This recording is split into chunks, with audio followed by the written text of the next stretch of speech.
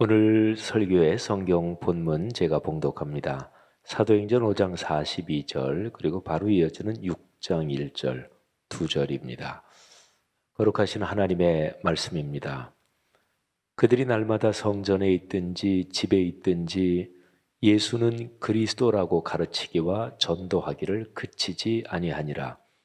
그때 제자가 더 많아졌는데 헬라파 유대인들이 자기의 과부들이 매일의 구제에 빠짐으로 히브리파 사람을 원망하니. 아멘. 굴곡이라는 우리말의 뜻을 정확하게 아십니까? 다들 아는 단어죠. 선으로 말하면 이렇게 구불구불한 곡선 이런 거죠. 근데 굴곡의 사전적인 뜻에서 두 가지가 중요합니다. 하나는 1차적인 뜻인데 말씀드린 다 알고 있는 그런 겁니다. 이리저리 굽어 꺾여 있음 또는 그런 굽이, 그거를 굴곡이라고 말합니다. 근데 두 번째 뜻이 참 중요합니다. 좀 확장된 뜻입니다. 사람이 살아가면서 잘 되거나 또는 잘 안 되거나 하는 일이 이렇게 번갈아 가면서 나타나는 그런 변화, 변동, 이거를 굴곡이라고 합니다. 그러니까 사전의 뜻에 굴곡이란 단어 자체에 이미 사전적인 뜻의 인간 삶의 여정에서 발생하는 그런 이런저런 변동, 그게 이제 들어있는 거죠. 강이나 길 또는 사람의 삶 등과 연관해서 이 굴곡, 이 곡선에서 방향이 바뀌는 지점, 올라갔다가 이제 내려가는 이 지점이든지 아니면 내려갔다가 올라가는 지점이든지 그 방향이 바뀌는 지점을 변곡점이라고 합니다. 사람 누구나 삶의 여정에서 굴곡을 경험합니다. 여러분이 지금까지 살아오시면서 가장 크게 경험했던 삶의 굴곡은 어떤 것입니까? 어렵다가 잘 되는 쪽으로 바뀌는 것이었든 아니면 잘 되다가 이게 갑자기 상황이 안 좋아진다든지 하여튼 부정적으로 상황이 바뀌는 그런 굴곡이든 하여튼 여러분이 살아오시면서 겪었던 굴곡 중에서 가장 큰 것이 어떤 것입니까? 제가 설교를 준비하면서 제가 살아온 삶의 시간을 이렇게 보니까 금방 한 머릿속에 한 두세 가지 크다고 생각되는 굴곡이 마음에 이렇게 떠올랐습니다. 사람마다 다르겠지만 없는 사람은 아무도 없을 것입니다. 내가 그때 그 젊은 시절에 그렇게 결정을 해서 참 잘했다 그때. 그래서 내 인생이 여기까지 참 행복했다. 또는 인생 중반에 어떤 결정을 참 어처구니 없이 해서 경제적인 피해든 또는 그 이후 삶에 여러 가지 면에서 어려워진 점이든 그런 안 좋은 경험도 있을 수가 있겠고요. 또 어린아이들에게도 그런 건 있을 수 있죠. 초중고등학교 시절에 아버님이든 어머님이든 부모님이 일찍 돌아가셔서 그래서 어린 마음에 그게 상당히 커다란 마음의 충격과 또 마음에 깊이 남는 그런 굴곡도 있을 수 있습니다. 아무튼 여러분이 살아오시면서 겪었던 굴곡을 한번 떠올려 보시면서 성경에 나오는 인물 한 사람을 먼저 말씀드리려고 합니다. 성경에 나오는 인물 중에서 모세는 그 인생 여정의 굴곡이 아주 극적인 드라마틱한 그런 사람 중 하나입니다. 이 사람은 태어날 때부터 그랬습니다. 모세의 어머니가 갈대 상자에 어린 아기 모세를 넣어서 강에 띄워보내는 그 장면. 그 당시 애굽의 왕 파라오가 히브리인들의 모든 남자아이는 죽여라 이렇게 명령을 해서 태어나서 조금은 키웠겠죠. 근데 더 이상 숨겨 키울 수가 없어서 갈대 상자에 아들을 넣어가지고 띄워보내잖아요. 아마 그 장면은 성경 전체에서 가장 극적인 몇 장면 중에 하나일 것입니다. 모세의 삶은 120년이었고 그리고 세 덩어리로 구분됩니다. 40년씩. 근데 모세의 생애, 우리 예수 믿는 사람들 다들 알고 있는 건데 모세의 생애를 그렇게 세 덩어리로 구분하는 이 성경의 근거는 사실은 구약 성경에는 명확하게 나오진 않고요. 신약 성경에서 스데반 집사님이 설교하는 내용에서 그 근거가 아주 명확하게 나옵니다. 사도행전 7장 23, 30, 36절 세 절을 한번 들어보세요. 나이가 40이 되매 그 형제 이스라엘 자손을 돌볼 생각이 나더니 모세가 40살이 됐을 때 야, 내가 민족을 위해서 일해야 되겠다 이런 생각이 들었다는 얘기죠. 근데 그러다가 애굽 사람을 쳐 죽이고 그게 발각이 돼서 광야로 도망가잖아요. 광야에서 40년을 짐승을 치면서 지냅니다. 그래서 30절에 40년이 참에 천사가 시내산 광야 가시나무 떨기 불꽃 가운데서 그에게 보이거늘, 그러니까 80살이 됐을 때 하나님이 모세를 부르시는 거죠. 그리고 마지막으로 이 사람이 백성을 인도하여 나오게 하고 애굽과 홍해와 광야에서 40년간 기사와 표적을 행하였느니라. 그러니까 생의 마지막 또 다른 40년, 그러니까 120살 세상을 떠날 때까지 이스라엘 민족을 이끌었다 하는 거죠. 모세는 태어나서 처음 40년을 애굽의 왕실에서 왕족 반열에서 자랍니다. 세상적인 시각으로 보면 최상의, 그야말로 최고의 삶이었겠죠. 그런데 그 다음 40년은 미디안 광야에서 양을, 짐승들을 치면서 삽니다. 그러니까 일반적인 시각으로 보면 이 처음 40년 그리고 그 다음 40년은 완전히 정반대죠. 그리고 마지막 40년 동안은 하나님의 손에 붙잡혀 쓰임을 받습니다.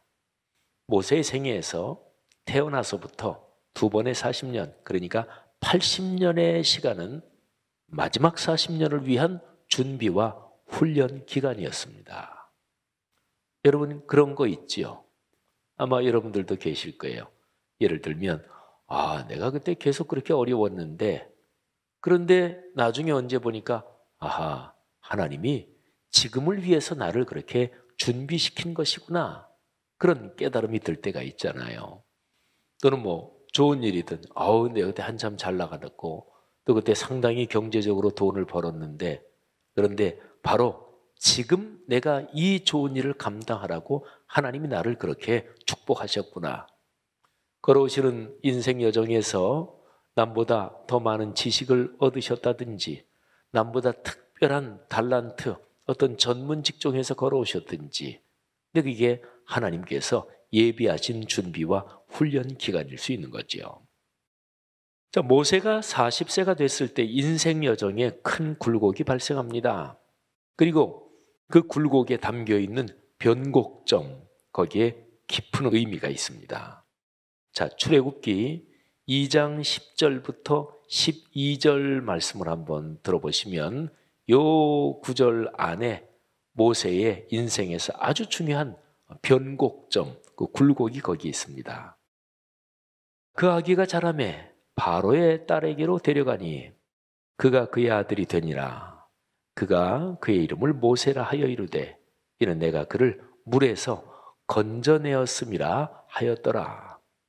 11절로 넘어갑니다. 모세가 장성한 후에, 제가 11절에서 모세가 장성한 후에 그 다음에 11절이 계속 이어지는데 제가 일부러 줄을 바꿨어요. 그러니까 11절 처음에 있는 세 단어 모세가 장성한 후에, 요 표현이 아주 중요합니다. 이 표현을 머리에 담아 두십시오. 모세가 장성한 후에 한 번은 자기 형제들에게 나가서 그들이 고되게 노동하는 것을 보더니 어떤 애굽 사람이 한 히브리 사람 곧 자기 형제를 치는 것을 보니라. 좌우를 살펴 사람이 없음을 보고 그 애굽 사람을 쳐 죽여 모래 속에 감추니라. 아멘. 여러분 읽어드린 이 세 구절에서 모세가 장성한 후에 이 표현을 중심으로 앞의 내용과 또 뒤의 내용을 한번 보십시오. 자, 앞의 내용은 성경을 쭉 한번 그 2장을 읽어보면 강에서 건져낸 모세를 모세의 친어머니가 유모로서 길렀습니다. 그리고 어느 정도 자란 후에 애굽 왕궁으로 데려가서 그래서 애굽의 어느 공주의 아들로서 자란다. 이게 앞의 내용입니다. 앞의 내용은 어떤 거지요? 인생이 잘 되는 거지요. 뭐 찬란하고 강력한 제국 애굽에 왕자들 반열에서 자랐으니까 모세의 생애는 아주 축복스러운 상승세를 타고 있습니다. 이게 바로 모세가 장성한 후에 이 표현 앞부분입니다. 그러니까 선으로 해보면 계속해서 올라가는 거죠. 그런데 뒤에는 어떤 내용이 나오나요? 애굽 사람 하나를 쳐주겠습니다. 근데 이게 발각이 됩니다. 그래서 체포될 그런 위험에서 모세가 미디안 광야로 도망칩니다. 자, 그러면 보세요. 모세가 장성한 후에 이 세 어절로 구성된 이 짤막한 표현을 중심으로 앞부분은 한참 모세 인생이 상승하다가 그 다음에 갑자기 확 하락합니다. 고대 근동에서 애굽 제국은 굉장히 강력한 제국이었고 그리고 여러 가지가 아주 찬란한 그런 나라였습니다. 거기서 왕자의 반열에서 자랐습니다. 그러다가 사람 하나 쳐 죽이고 그러면서 그의 삶은 하강하고 아래로 추락하다시피 왕자의 반열에서 광야에 짐승 치는 사람으로 그야말로 급전직하하지요. 자, 그러면요, 한참 올라가다가 꽉 떨어지는데 이 곡선이 꺾이는 그 변곡점이 어디에 있는 것일까요? 제가 아까 말씀드린 모세가 장성한 후에 이 짧은 표현에 꺾이는 변곡점이 들어 있습니다. 여러분, 이 짧은 표현 안에는 40년이 담겨 있습니다. 그러니까 이제 애굽의 공주의 아들로 40년을 쭉 자랐다. 그 다음에 이제 바로 살인사건 때문에 이제 도망갔다 그잖아요. 그러니까 모세가 장성한 후에 이 짤막한 표현에 모세가 애굽의 왕궁에서 자란 40년이 다 들어있는 거예요. 성경은 그런 표현이 많아요. 이게 성경이 기록된 문학적 특징 중에 하나입니다. 예를 들자면 하나님이 아브라함한테 내 아들 독자 이삭을 나에게 번제로 바쳐라. 창세기 22장 2절. 그리고 3절에는 바로 아브라함이 아침에 일찍 일어나서 아들 이삭을 데리고 그 번제로 바칠 장소로 떠난다 이렇게 되어 있습니다. 아니 이렇게 간단하게 그게 서술될 수 있는 것인가요? 사람이 자기 아들을 죽여서 제물로 바칠 참인데 성경은 그런 표현이 많아요. 그때 사연이 얼마나 많이 담겨 있을까? 얼마나 고민스러웠을까?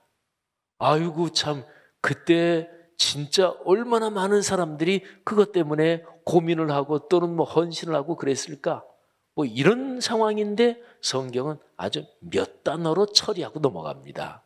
그래서 성경 말씀을 묵상할 때 거룩한 상상력이 필요합니다. 일반 독서법으로는 행간 읽기인 거죠. 아무튼요, 모세가 장성한 후에 바로 이 구절에 모세의 삶이 참으로 아름다운 상승세, 세상적으로 말하면 성공 가도를 달리는 그 40년이 이 표현에 들어있단 말이지요. 자, 그러면 보세요. 바로 이 표현 자체, 거기에 변곡점이 들어있습니다. 한번 생각해 보세요. 모세가 상승세를 타던 그때에 거기에 밑으로 꺾일 수 있는 무서운 변곡점이 들어있는 거예요. 그걸 제가 한번 표현을 해볼 텐데 저는 모세의 경우를 한번 분석하면서 표현을 해보겠는데 근데 여러분은 한번 여러분 자신의 삶에 이렇게 대입을 한번 시켜보십시오. 모세는 잘 나갈 때 그때 충분히 조심하지 못해서 그때 밑으로 꺾일 가능성이 잘 나가는 중에 이미 들어있었던 거예요. 여러분의 삶은 그런 데가 없었습니까? 아니면 요즘 여러분의 삶이 잘 되고 계십니까? 그런데 그때 거기에 밑으로 추락할 가능성이 이미 숨겨져 있을 수 있습니다. 자, 모세의 경우 한번 제가 설명해 볼게요. 하나님의 백성을 위해 드디어 일어서려면 깊이 기도하며 하나님의 뜻을 기다려야 했는데 모세는 그러지 못했습니다. 자신의 삶이 엄청난 성공으로 대단한 상승세를 그리던 그 상황이 모세의 시야를 가렸습니다. 자신의 능력을 과신하고 급하게 일을 저질렀습니다. 일에, 삶에서 어떤 게 중요하고 어떤 게 중요하지 않고 일의 경중을 가리지 못했습니다. 성공의 상승세에서 교만이 발생했습니다. 이게 요점입니다. 바로 거기, 그 교만, 이게 점점 모세의 삶, 모세의 마음에서 교만이 점점 자라고 있었는데 바로 그 교만의 하강으로 꺾이는 변곡점이 도사리고 있었습니다. 여러분, 교만은 모든 죄의 뿌리입니다. 교만이 패망의 선봉이요 거만한 마음은 넘어짐의 앞잡이라는 잠언 16장 18절 말씀을 꼭 기억해야 합니다. 자, 성도 여러분, 저는 지난 주일에 설교에서 사도행전 5장의 마지막 부분에서 6장 1절 반 잘라서 앞부분 거기까지로 넘어가는 내용에서 상승 변곡점을 살펴봤습니다.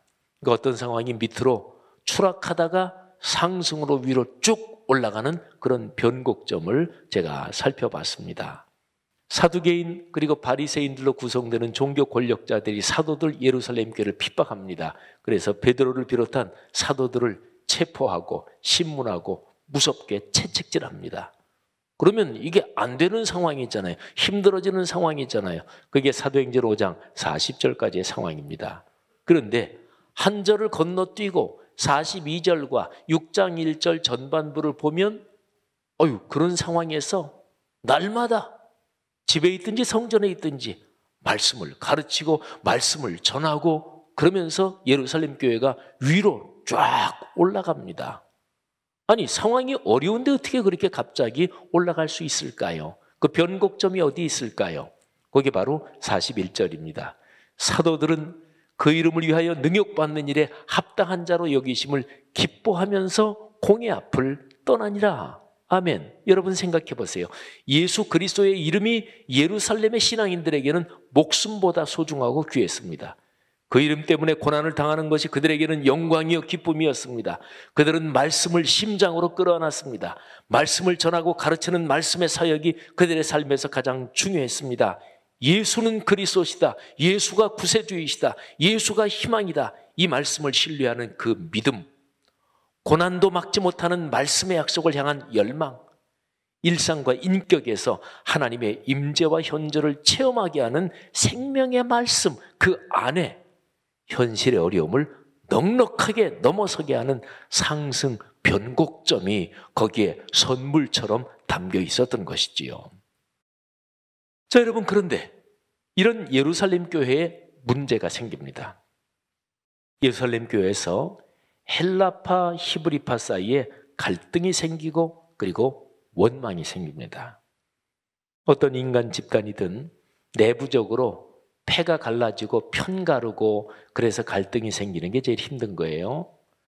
예루살렘 교회에서 생활이 어려운 과부들을 구제했는데 교회에서 다수를 차지하고 있는 히브리파 사람들이 주로 팔이 안으로 굽는다고 자기 히브리파 과부들에게 주로 구제금을 많이 배분했고 소수인 헬라파 과부들은 구제 명단에서 탈락시켰습니다. 헬라파, 히브리파 다 유대인입니다. 그런데 히브리파는 이스라엘 본토에서 태어나고 자란 유대인, 그리고 헬라파는 당시 로마 제국이 광대한 지역을 다스리고 있었는데 아프리카 또는 저 소아시아, 그러니까 예루살렘, 이스라엘 본토 바깥에서 태어나고 자란 유대인들을 헬라파라고 했습니다. 자, 여러분, 이런 내부 갈등 때문에 교회 안에 원망이 발생합니다. 이게 6장 1절 후반부의 내용입니다. 그러니까 예루살렘 교회 사역이 강하게 박해에도 불구하고 상승하다가 그런데 갑자기 이게 원망이 발생하고 안에서 인간관계가 깨지고 하면서 이게 하강하는 하강 변곡점이 발생하는 거죠. 자, 한번 그 상황을 보세요. 성전에 있든지 집에 있든지 날마다 예수가 그리스도라고 가르치고 그러면서 예루살렘 교회는 위로 확 올라갑니다. 이게 6장 1절 앞부분까지의 내용입니다. 그런데 6장 1절 뒷부분에 보면 저쪽에 내려가는 곡선에서 편가르기, 차별. 아, 저 사람은 나랑 친해. 아우, 저 사람에게 내가 옛날에 신세를 졌어.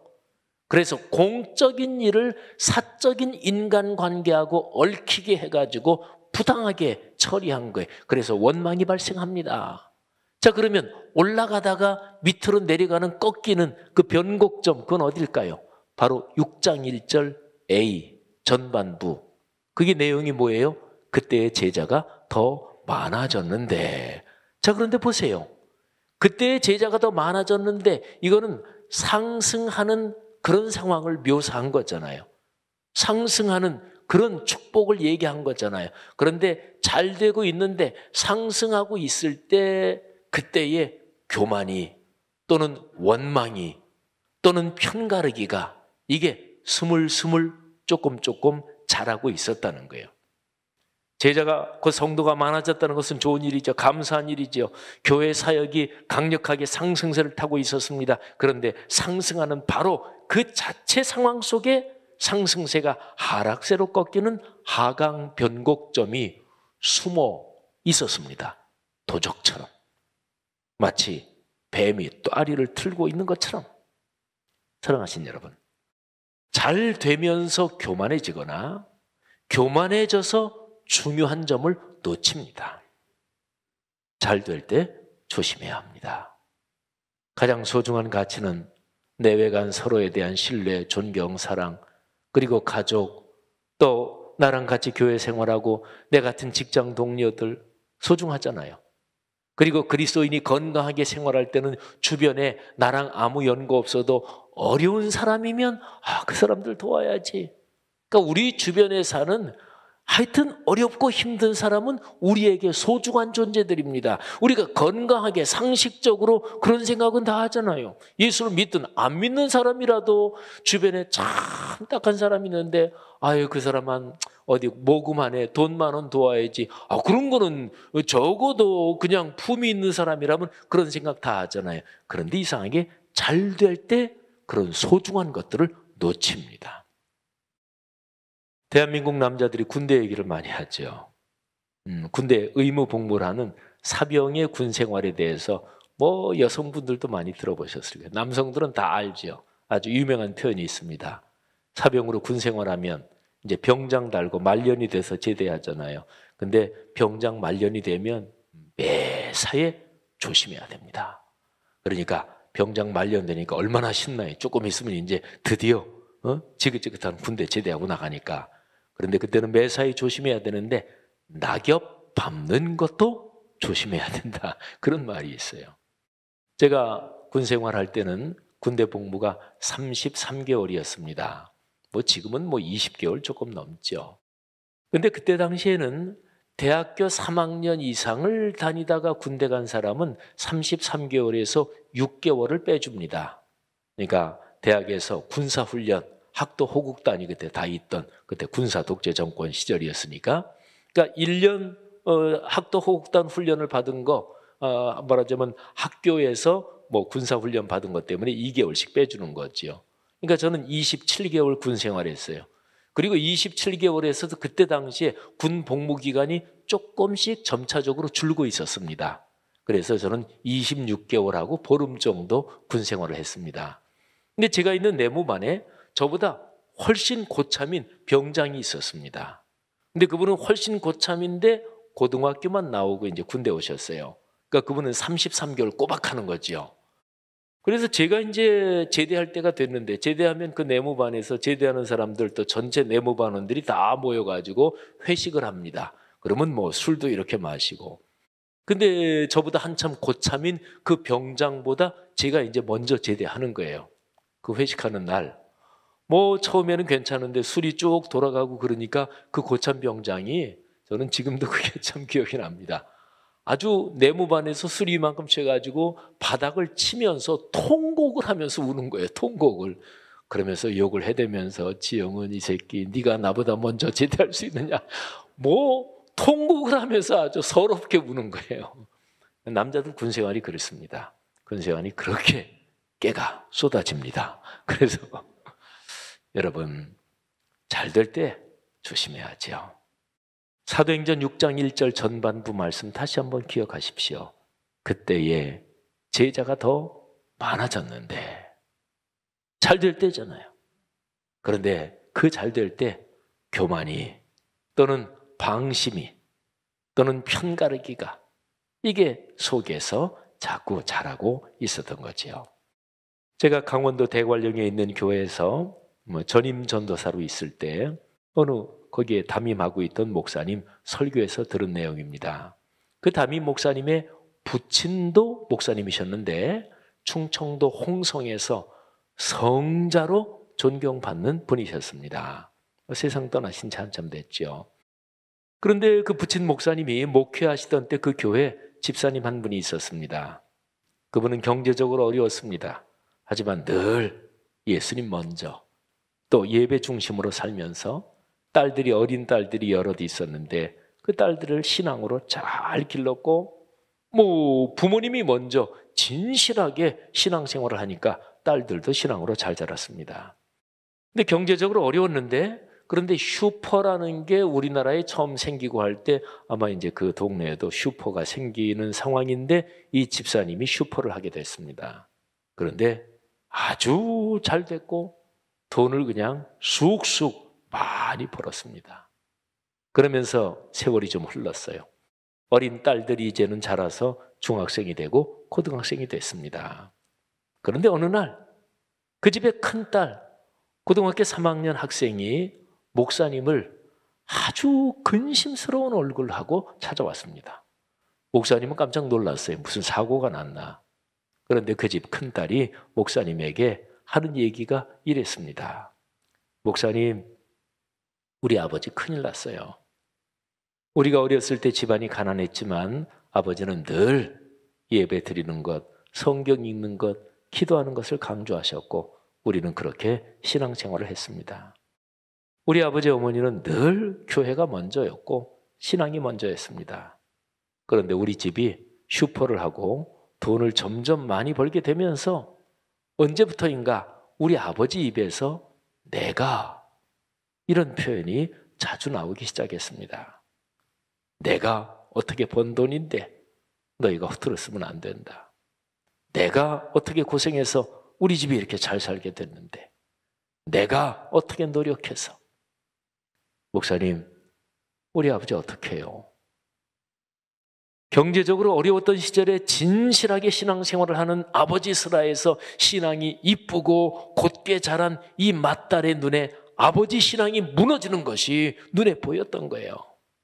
아버지의 삶에서 늘 예수님과 교회가 주어였습니다. 중심이었습니다. 그런데 어느 때부터인가 아버지의 삶에서 내가 이 말이 주어가 됐고 자기 자신이 주인 자리를 차지하는 것을 보면서 딸이 걱정했던 거예요. 성도 여러분들이요, 여러분의 삶은 어떠십니까? 잘 될 때 마음가짐이 어떠신가요? 혹시 요즘 우리 성도들 중에서 코로나 상황이지만 또 역설적으로 잘 되시는 분들이 계십니까? 여러분이 지나온 삶에서 잘 되다가 하락한 경험이 있으십니까? 원인이 무엇이었습니까? 사람마다 삶의 상황, 삶의 모습이 천차만별이지만 마음과 정신의 구조는 유형적으로 보면 거의 다 비슷합니다. 잘 되다가 넘어지는 것은 대부분 교만 때문입니다. 잘 나가면서 내 삶이 내 것이라고 착각합니다. 내 삶에서 예수 그리스도와 교회 공동체는 어느새부터인가 옆으로 또는 뒷전으로 밀립니다. 그리고 나 자신이 내 삶이야, 내가 주인이지, 내 삶이 내 거지 이렇게 생각합니다. 그런데 이런 상황이 위험하다 이거를 알아차리면 그 알아차리는 것이 은혜입니다. 그런데요, 사람이 잘 나갈 때는 주변에 자기에게 아첨하는 사람들이 주로 모입니다. 그러니까 사업 때문에든 이런저런 것 때문에든 저 사람한테 잘 보여야 그래야 이득 보겠다. 그런 사람들이 주로 모여들면서 대단하십니다. 잘하십니다. 환경이 그러면 절대로 자기 자신을 성찰하지 못합니다. 그러니까 교만해지죠. 내가 다 잘난 줄 알죠. 내가 다 맞는 줄 알죠. 주변의 사람들이 다 그렇게 얘기하니까. 그러니까 그런 상황이 되면 눈이 가려지고 그리고 마음이 무디어지고 그리고 사람이 자만해지고 방심합니다. 이런 상황에서 뭐가 중요할까요? 공예배의 자리를 소중히 여기는 것, 하나님의 말씀을 개인적으로 묵상하는 것, 이게 중요합니다. 바로 공예배와 말씀 앞에서 묵상할 때 그때 우리가 우리 자신을 하나님의 말씀의 기준에서 비추어 보고 그래서 내가 이렇게 걸어가면 안 되지. 그거를 알아차리게 되는 거예요. 사랑하신 여러분, 제가 늘 공예배를 강조하고 말씀 묵상을 강조하는 이유가 바로 이것입니다. 여러분, 제가 지난 주일에 변곡점의 교훈을 기억하라 이런 제목으로 첫 번째 설교를 했습니다. 오늘 설교 제목도 똑같아요. 변곡점의 교훈을 기억하라. 오늘은 두 번째. 같은 제목으로 제가 한 2번 정도 더 설교를 할 겁니다. 제가 지난주일 설교를 마무리를 다음과 같이 했는데 제가 설교를 준비하다가 지난주일 설교 마무리 똑같이 이번 설교를 마무리하는 게 좋겠다. 제가 그렇게 생각했습니다. 사랑하는 그리스도인들이요. 코로나 3년째입니다. 우리는 어떻게 살아야 하는 것일까요? 중요한 것은 역사 흐름을 관찰하면서 하나님의 뜻을 묵상하며 그 섭리를 깨닫는 것입니다. 신앙의 눈으로 변곡점을 파악하는 것입니다. 그 구체적인 방법이 66권 성경 말씀을 묵상하는 것입니다. 삼위일체 하나님께서 인류에게 주신 유일하고 완결된 계시, 진리의 계시가 66권 성경입니다. 신앙인이 흥하고 망하는 것, 한국교회가 죽고 사는 일이 여기에 걸려 있습니다. 말씀을 깨달아 순종, 순명하면서 믿음으로 사는 사람은 하나님의 힘과 복을 경험합니다. 여러분이 그 주인공으로 사시기를 축복합니다. 우리 교회와 한국교회에 바로 이런 축복의 중심에서 걸어가는 그 복이 강물처럼 흐르기를 주의 이름으로 축원합니다.